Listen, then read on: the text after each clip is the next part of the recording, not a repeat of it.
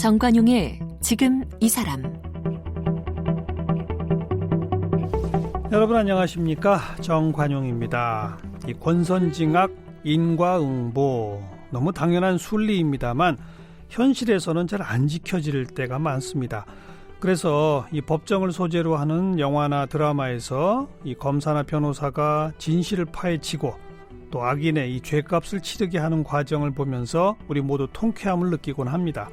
내가 직접 나서기는 힘들지만 사회 정의를 위해서 애쓰는 법조인들을 보면서 박수를 쳐주고 싶은데 지난 20년간 사회적 약자의 인권을 위해서 활동해온 공로로 지난 2019년 변호사 공익대상을 받은 인권변호사 김수정 씨를 오늘 함께 만나겠습니다.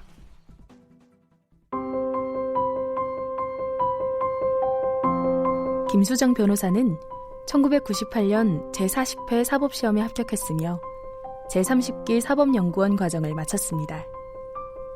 사법연수원생 시절부터 여성의 전화 전문위원과 평화를 위한 변호사 모임의 일원으로 활동하면서 가족폭력과 성폭력 피해자의 소송을 지원해왔습니다. 2001년부터 양심적 병역 거부자들을 변론해오며 대체복무제 도입을 위한 입법활동을 해왔습니다. 그 결과 지난해 말 양심적 병역 거부자의 대체복무를 허용하는 병역법 개정안이 국회 본의회를 통과하는 성과를 이뤘습니다. 2005년 호주 제도가 폐지될 당시에는 호주제 위헌소송 대리인단으로 활동했으며 낙태죄 위헌소송 대리인단 단장을 맡아 낙태죄 위헌 결정을 이끌었습니다. 2018년에는 사법개혁 후속 추진단장을 맡아서 법원개혁을 위해 노력했습니다. 지난 20년간 여성과 아동 청소년 인권, 이주 여성들의 인권 보호를 위해 앞장선 공로로 지난해 대한변호사협회로부터 변호사 공익대상을 받았습니다.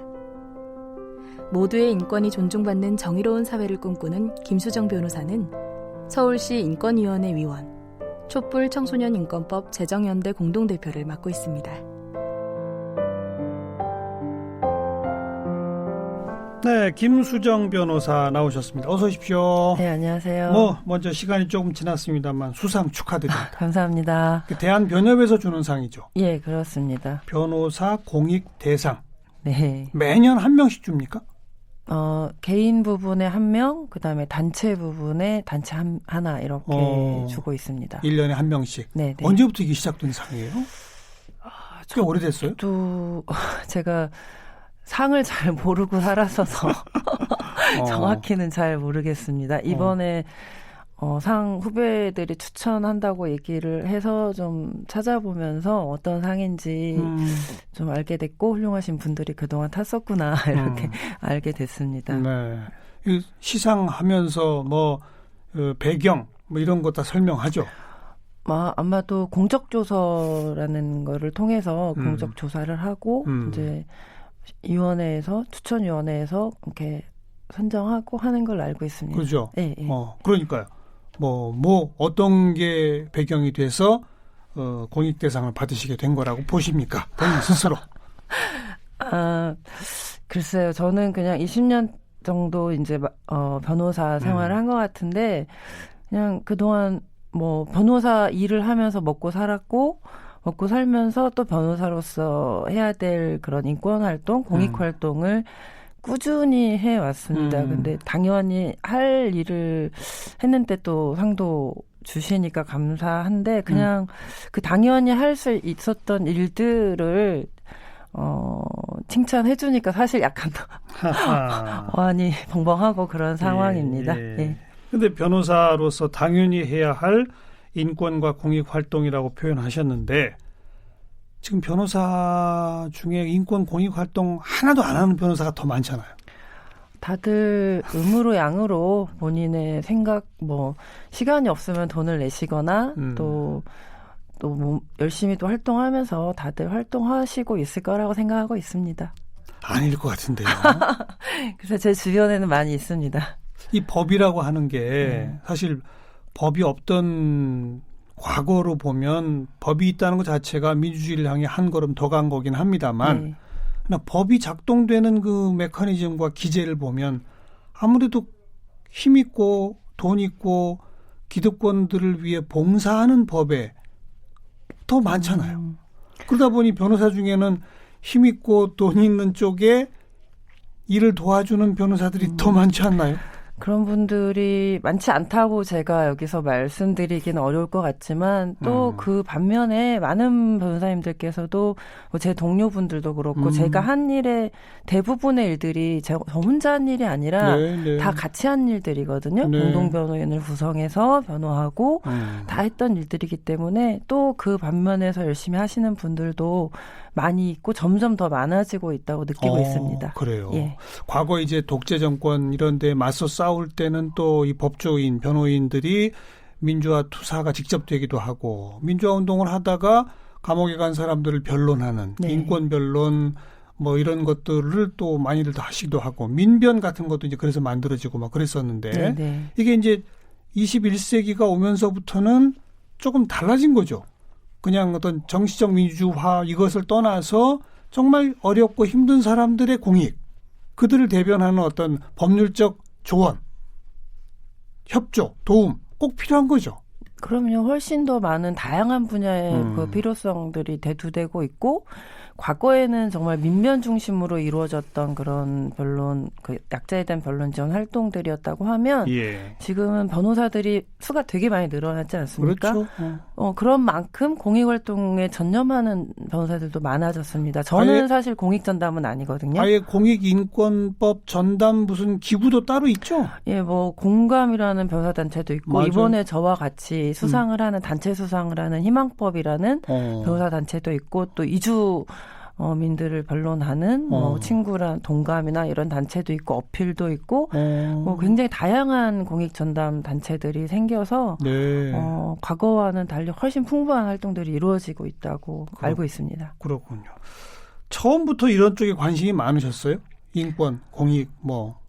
네, 저는 사실 저도 대학생 때 열렬한 운동권이었고 법대를 나왔지만 사실 대학생 때는 변호사가 될 것이라고 생각을 못했습니다. 원래는 법조인이 되기 위해서 대학에 들어왔지만 이제 학생 운동을 하면서 저는 오히려 좀 사회 번역 쪽에 몸을 담고 싶었는데 좀 여의치 않아서 이제 직업으로서 변호사가 됐고 될 때는 그렇게 제가 못다한 일들을 변호사로서라도 해야 되겠다라는 생각을 갖고 있었습니다. 네. 그래서 조금 아까 그 소개 멘트를 보니까 사법연수원생 시절부터 여성의 전화, 뭐 평화를 위한 변호사 모임 이런 쪽 활동을 해오셨다.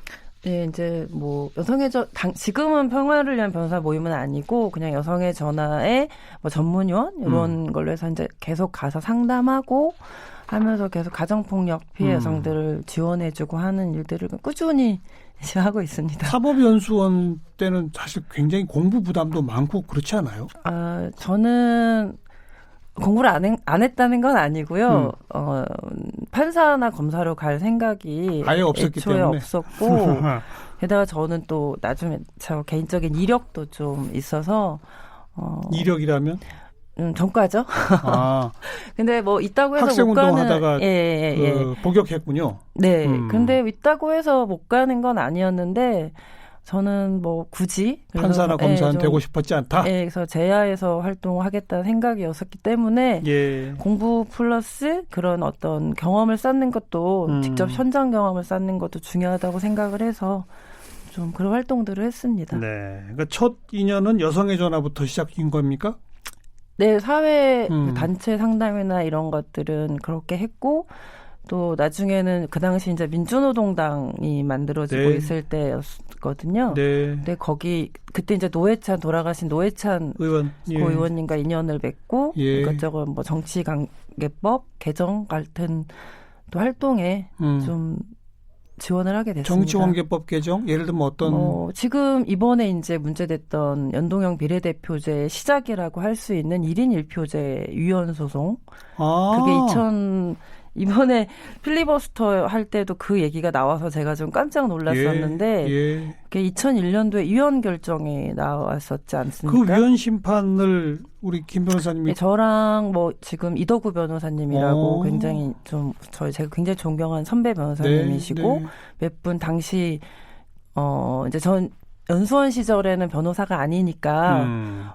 이것저것 이제 이렇게 후방에서 네. 뭐 이론적인 연구 이런 걸 하고 변호사가 된 후에 이제 그런 판결이 나왔는데 그래서 지금 그때 이제 돌아가신 노회찬 의원님께서 굉장히 해안으로 요거 유언 소송 한번 해보자 이렇게 제안을 하셔가지고 그 노 의원이 시작한 거예요. 그렇죠. 네. 예, 이게 지금 이제 청취자분들 위해 제가 조금 도움 말씀드리면 지금 우리는 지역구의 투표 후보자한테 하나 하고 그다음 좋아하는 정당의 투표 하나 하고 1인 2표를 던지잖아요. 총선 때. 네. 근데 그 전에는 그냥 지역구 후보 투표만 했죠. 네네. 그걸 가지고 비례대표를 그냥 나눴잖아요. 그렇죠. 의석수 가지고. 예. 이거는 위헌이다. 네. 그거죠. 그렇죠. 그때 그때 저희들은 되게 이거 해도 안 된다 막 이렇게 하는데 노회찬 그 당시 이제 사무총장님이셨는데 뭐 안 되네 어디냐고 해보자고 막 그러셔가지고 열심히 이제 저희는 연구하고 그렇게 했었죠. 그 일도 있고. 그리고 특히 우리 김수정 변호사는 지난해 2019년이 좀 의미가 있다고 생각되어지는 게 양심적 병역 거부 그쪽과 굉장히 오랫동안 활동해 오셨는데 네네. 결국은 이제 대체복무제 입법까지 됐고, 그죠? 네네. 그 다음에 낙태죄 위헌도 네네. 작년에 됐고, 네네. 다 그동안 몇십 년 동안 함께 해오던 그 일들이죠. 그냥 뭐 양심적 병역 거부 같은 운동은 이제 저는 변호사로서 지원을 했지만 1년차 2001년도 변호사 처음 됐을 때부터 꾸준히 해왔던 변론 활동이었고. 낙태죄도 뭐 계속 여성인권위원회 활동을 하면서 저희가 계속 공부하고 언제든 기회를 노리고 있었던 네. 그런 이제 사건들이어서 그냥 꾸준히 해왔던 일들이 어느 정도 이 정도 시점에 와서 어떤 성과가 나니까 저도 굉장히 기쁘고 어떤 결실을 맺는구나. 네, 그렇죠. 약간 한 단계의 결실들을 맺고 있고 이제 좀 더 이제 앞으로 나아가야 될 시기가 돼서 네. 거기 있었다는 게 영광입니다. 그 양심적 병역 거부자 변호는 어떻게 시작하시게 됐어요? 그거는 이제 계기는 제가 예전에는 법인에서 이제 고용돼서 일을 하고 있을 때 사무실에 같이 계시던 선배 변호사님께서 이런 게 있는데 한번 해볼래? 이래서 딱 얘기를 들었을 때 이건 딱 내가 해야 되는 일인 것 같구나. 이런 생각으로 뛰어들어서 같이 하게 됐고, 이제 많은 분들이 왔다 갔다 하셨었어요. 같이 하시다. 근데 이제 꾸준히 저는 남아서 이렇게 계속 할 수 있었고, 그래서 계기는 그렇게 되게 단순하게 시작을 했습니다. 어찌 보면 우연이네요. 그렇죠. 근데 대체로 변호인도 없이 그냥 바로바로 그 징역 가지 않나요? 저희가 2001년도에 처음으로 변론을 맡아서 그때는 다 군대에서 재판을 받고 있었어요. 군사법원. 무조건 징집돼서 가서 집총 거부를 하고 3년형을 받고 있을 때였는데 그때 처음으로 이제 군사법원에 변론을 하러 갔고 처음 있는 일이라고 하더라고요. 변호사가 온 게 처음이다? 네. 그리고 아침에 10시에 재판하면 2시에 선고가 났어요. 그날? 네. 그래서 그거를 저희가 처음으로 문제 제기하고 막 해서 이제 조금씩 군대 내에서 재판 자체도 변하게 됐고 이제는 좀 민간에서 병역 거부의 문제로 다룰 문제가 아니냐 이렇게 해서 이제 점점 입영에서 집총 거부를 하는 방향보다는 민간에서 이제 재판을 받으면서 아예 징집 거부로. 그게 이제 좀 긴 얘기긴 하지만 이게 박정희 시대에 다 강제 징집을 하다 보니까 병역 거부가 아닌 집총 거부로 이게 되었다가 이제 병역 거부가 되면서 민간법정에서 재판을 받게 됐고 또 불구속 재판을 하게 됐고 이제 여러 가지 변화가 서서히 오면서 20년이라는 세월이 흘렀던 것 같습니다. 맨 처음 법정에 가셨을 때 군사법정 거기 이제 법관들도 다 군인들 아니에요? 군인과 이제 그 법무관들이 하는 거죠. 어땠어요 그때? 10시에 시작하면 2시에 바로 선고를 했다고요? 저도 정말 그때 약간 이제 변호사 경력이 좀 없을 때였으니까 되게 충격을 받았죠. 놀랬겠어요, 정말. 엄청 놀랬고 사실은 재판하다 막 퇴장할 뻔한 적도 있고. 왜요? 재판장이 지금이라도 총을 들겠다고 약속을 하면 너희들을 용서해주겠고 하면서 이제 양심을 바꾸기를 막 강요하는 그런 일들도 있었거든요. 그래서 그에 항의하는 표시로 뭐 변호단이 이제 퇴장하고 그걸 또 와서 막 거기에 계시던 법무관님이 설득하고 해서 다시 재판 진행하는 적도 있었고 민간에서도 뭐 니네 아버지가 시켰냐 이러면서 그 아버지 왔으면 일어나 보라고 해서 이렇게 세워서 막 모욕 주신 적도 있고 초기에는 참 재판이 참 쉽지 않았습니다. 그러던 그것이 있던 그 꾸준한 노력 끝에 대체 입법으로까지 지금 됐습니다. 그렇죠. 뭐 저의 노력이라기보다는 아니, 모든 사람의 많은 분들 그러니까요. 노동하셨던 분들 특히 병역 거부를 하면서 부득이하게 이제 감옥 생활을 하시면서 자기 신념을 지켜오셨던 분들 뭐 이런 많은 분들의 네. 그 너무 좀 그 복무 기간도 너무 길고 지금 이제 교도소에서 꼬박 3년 그렇죠. 그렇게 지금 되어 있잖아요. 네, 대체 네, 입법된 네, 내용이 네. 너무 징벌적 아니냐 뭐 이런 지적도 있었는데 네. 어떻게 보세요? 저는 사실 불만이 많죠. 네, 정말 어렵게 된 만큼 조금이라도 괜찮은 법이 만들어지기를 더 좋은 법이 만들어지길 바랬는데 예. 생각보다는 조금 아쉽게 됐고 사실 처음부터 기간이라던가 좀 노역이 고된 역할을 하게 될 것이라는 것에 대해서는 당연히 생각을 하고 있었습니다. 어느 정도의 사회적 합의의 시간, 그렇죠. 받아들여질 시간은 필요하다고 생각을 했기 때문에. 예. 근데 생각했던 것보다도 사실은 18개월 동안 감옥에서 감옥 생활하는 게 36개월 동안 전과만 없이 복무하는 걸로 바뀐 거 아니냐라는 좀 정말 좀 아쉬움이 있고 좀 다양한 역에서 각자가 가진 그 다양한 특기나 예. 이런 것들이 좀 반영되면 좀 더 좀 사회에도 더 도움이 될 것이고 또 기간도 36개월이란 기간은 좀 지나치게 과하다는 생각도 있습니다.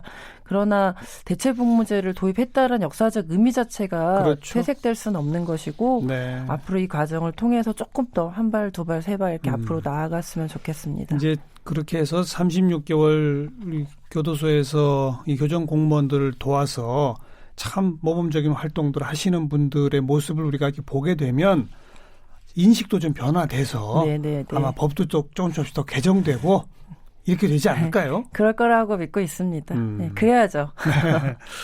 그다음에 호주제 폐지, 호주제 위헌소송 대리인단도 하셨고 낙태죄 위헌소송 대리인단에서는 아예 단장을 맡으셨고 네. 낙태죄 지금 전 세계적으로 거의 안 남아 있죠, 이제는.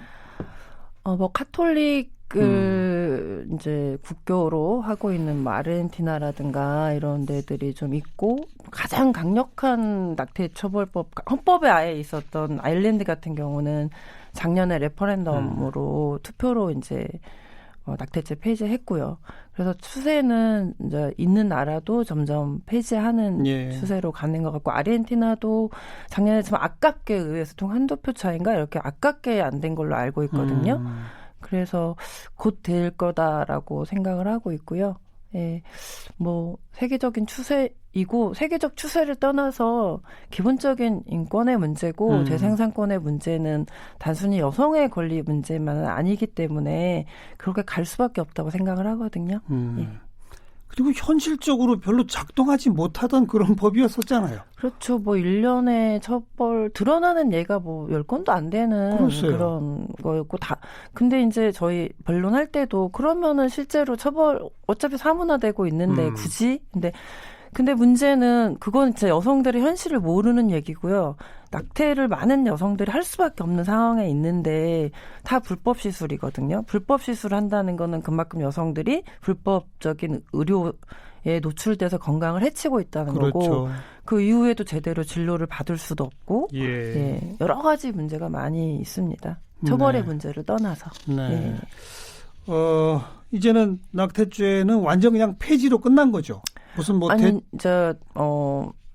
올해 내년 2020년 말까지 대한 입법을 해야 되는 거예요. 헌법 불합치를 판결을 했기 헌법 때문에 불합치죠. 예, 불합치 판결을 해서 헌법 불합치는 사실상 유언 판결하고 똑같아요. 근데 이제 대체 입법을 마련을 해야 되는데 그것이 되게 중요한 지금 과제이고 그러네요. 예, 그래서 뭐 지금 논쟁처럼 뭐 몇 개월까지 허용하냐 안 하냐 이런 어떤 생명권과의 여성의 자기결정과의 대결 구도로서의 어떤 입법 논쟁을 벌이는 과정이 아니라 어떻게 하면 재생산권을 보장할 수 있는가라는 어떤 좀 더 건설적인 방향의 논의를 통한 미래지향적인 입법이 될 수 있는 과정이 되었으면 그거 좋겠습니다. 조금 설명해 주세요. 네. 재생산권이란 무엇이고 그리고 그것을 입법화하기 위해서는 구체적으로 어떻게 하는 것이 좋은 건지. 재생산권이라는 거는 지금 뭐 유엔의 뭐 여성차별 철폐 협약이라든지 뭐 인구 관련한 제 정확한 기구명은 생각나지 않지만 예. 많은 곳에서 나온 그 권리이고요. 우리나라에도 재생산권에 기반해서 계속해서 그 낙태죄 폐지를 하라고 권고해 왔습니다. 근데 재생산권이라는 거는 단순히 여성의 무슨 뭐 자기 결정권 애를 낳을지 말지 이것이 아니라 예. 전체적인 어떤 그 성과 그 뭐 성적 자유부터 해가지고 건강권, 제 2세를 낳을 권리, 안 낳을 권리, 뭐 그 모든 걸 다 포괄하는 권리. 예. 그러니까 전체적인 한 인간의 선택권? 생산과 관련되어 있는 걸 전체적인 아우르는 그런 권리거든요. 네. 그래서 이런 단순히 거기 여성의 어떤 재생산의 문제뿐만 아니라 거기에는 또 성소수자의 문제도 있고 많은 문제들이 들어가 있어요. 네. 예, 그래서 좀 여성이 애를 낳을지 말지의 권리뿐만이 아니라 건강권 문제부터 원래는 사실 건강의 문제로 접근을 했었던 권리거든요. 시작을 했는데. 예.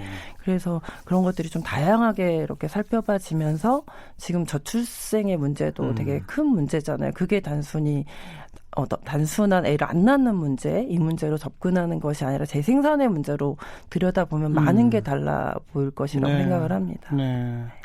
그러면 지금 이 낙태죄라고 하는 게 무슨 또 다른 그 하나의 법률이 있었던 게 아니라 형법의 한 조항이죠. 네. 그래서 낙태를 한 부녀자와 그 낙태를 도운 어떤 사람을 다 형사처벌하게끔 되어 있는 그 조항이잖아요. 네. 그 조항만 그냥 없애면 되는 거 아닌가요? 그렇죠. 그거는 그냥 다 없애버리고 네. 뭐 재생산 보장법이라든지 여러 가지 그런 방식의 새로운 법률을 새로운 입법으로 지금은 이제 모자보건법이라는 게 맞아요. 있었잖아요. 모자보건법. 그게 이제 좀 저희는 발전적인 형태로 예. 모자보건법에서 허용되어 있는 경우에만 낙태를 할 수 있고 그 외의 경우는 다 처벌했거든요. 지금까지가 그랬죠. 네, 근데 그 허용되는 경우도 되게 협소했을 뿐만 아니라 그 경우조차도 최종적인 결정은 남편이 하는 거였어요. 남편의 동의가 없으면 못하는. 그러니까 사실상 허용돼 있지 않은 거였거든요. 그래서 그 법 자체가 전면적으로 개편되는 조금 뭐 굉장히 저는 풍부한 여러 가지 논의들이 있어야 된다고 생각합니다. 모자보건법에 남편의 동의 없으면 안 되는 조항이 있었어요? 동의를 받아야 된다고 돼 있습니다. 근데 그 모자보건법에 이러한 경우는 낙태가 되는 경우라고 되는 할 경우가 때에 하나가 성폭행에 의한 임신 이런 게 있잖아요. 그래서 그거를 비판해왔던 게 그러면 말이 안 되잖아요. 누구의 동의를 받아야 되냐. 그러니까. 아이의 아빠인 폭행범한테 받아야 되냐. 아니면 법률상 남편한테 받아야 되냐. 아니, 남편이 아직 없는 경우는요. 법률상 아버지 누굴까요? 배우자? 그래서 이 법이 너무 시대착오적이고 말이 안 된다. 그러니까요. 저희 이제 법정에서 변론할 때도 유지서에 글을 잔뜩 써서 냈죠. 예. 그런 정말 말이 안 되는. 그러니까 법이었죠. 결국은 지금 이 낙태죄 헌법 불합치에 따른 후속 입법의 과제는 제가 볼 때는 형법의 조항을 어떻게 바꿀 것이냐가 아니라 그건 그냥 드러내버리고 모자보건법을 어떻게 바꿀 것이냐. 그렇죠. 저는 그게 이제 완전히 재편돼서 네. 뭐 재생산 보장법 뭐 이런 알겠습니다. 가칭 그냥 꿈꿔봤습니다. 그리고 2018년에 그 사법개혁 후속 추진단장 이건 뭡니까? 어떤 역할? 정확히 말하면 제가 2018년도에 대법원 산하의 사법발전위원회라는 걸 만들었고 네. 거기 사법발전위원회 위원이었고 사법발전위원회에서 대법원장에게 이것저것 법원개혁과 관련되는 예. 권고를 많이 했습니다. 그 권고를 실현하는 후속 추진단의 단장이었고 저는 너무 많은 권고 중에 그 당시 법원개혁의 가장 큰 화두는 법원 행정처 개혁이었어요. 그래서 그것과 관련되어 있는 법원조직법 개정안을 만드는 것이 저희 후속 추진단의 임무였습니다. 네. 이건 아직도 안 되고 있네요. 네. 이번에 회기도 넘긴 것 같고요. 그리고 활발한 법원 조직법 개정, 앞으로 법원 행정처가 어떻게 개혁되어야 할지에 대한 활발한 논의나 토론도 제대로 되지 못했던 것 같고 네. 조금 굉장히 아쉬움이 큽니다. 그러게 말입니다. 네. 김명수, 국민들 입장에서도 너무너무 큰 김명수 대법원 체제에 많은 기대들을 했던 분들이 이거 참 왜 이렇게 뭐가 진척이 없나 하는 그런 아쉬움 같은 걸 많이 표하고 있어요. 그러게요. 그래서 아직 임기가 남아 계시고 또 새로운 국회도 구성이 되면 마무리 지어야죠, 이것도. 이제 1987년의 법원 체제는 예. 이제 좀 지나가고 국민의 참여에 의해서 좀 견제가 가능한 좀 법원. 그러게 말입니다. 예, 그리고 민주적으로 국민에 의해서 통제될 수 있는 법원 행정. 물론 재판은 당연히 독립해서 할 수 있도록 하기 위해서 행정은 민주적으로 운영될 그렇죠. 수 있게 판사들이 재판에 집중할 수 있도록 그런 제도로 만들 수 있도록 차기 국회와 대법원장님이 많이 노력해 주셨으면 좋겠습니다. 거기까지 이제 결실을 맺으면 진짜 뭐 손댄 거는 다 해결한다. 뭐 이런 그 마이더스의 손 소리 나올 것 같아요. 그러게요. 많이 해결이 됐는데 문제는 한 20년씩 해야 된다는 게. 네. 앞으로의 계획은요? 저는 그냥 지금까지 해왔던 대로 생업도 저희 생업에서 또 제가 사건 맡고 있는 의뢰인들이 소중하시죠. 그 의뢰인들의 사건 하나 또 소홀하지 않게 열심히 하고 또 역시 제가 해왔던 일들 대체복무제를 또 좀 더 좋게 만드는 일을 또 해야 되고 예. 낙태죄 개혁 법안도 만들어야 되고 예. 그래서 해오던 일들 그다음에 추가적으로 제가 또 이제 요새 관심을 가장 많이 갖고 있는 거는 아동 인권 쪽에 관심을 많이 갖고 있고 새로 시작한 이제 그 중에 하나로서 하고 있는 이번에 이제 18세 그 참정권 통과된 것도 엄청 노력을 많이 했던 거고 예. 지금 이제 해외 입양인들 추방된 입양인들 관련한 이제 소송들을 좀 진행을 하고 있거든요. 예, 그런 예. 것들 좀 꾸준히 하면서 좀 성과가 있었으면 하는 생각으로. 지금까지는 한 20년씩 해야 성과가 있었다면요. 이게 점점 이제 짧아지게 돼 있어요. 네, 저도 그렇게 생각합니다. 네, 어떤 건 이제 한 2년만 해도 바로 결과가 나오고, 네. 어떤 건 2달만 해도 그건 좀 어려운 거예요. 그래요. 지난해 대한변협 변호사 공익대상을 수상한 김수정 변호사 함께 만났습니다. 오늘 고맙습니다. 네, 고맙습니다.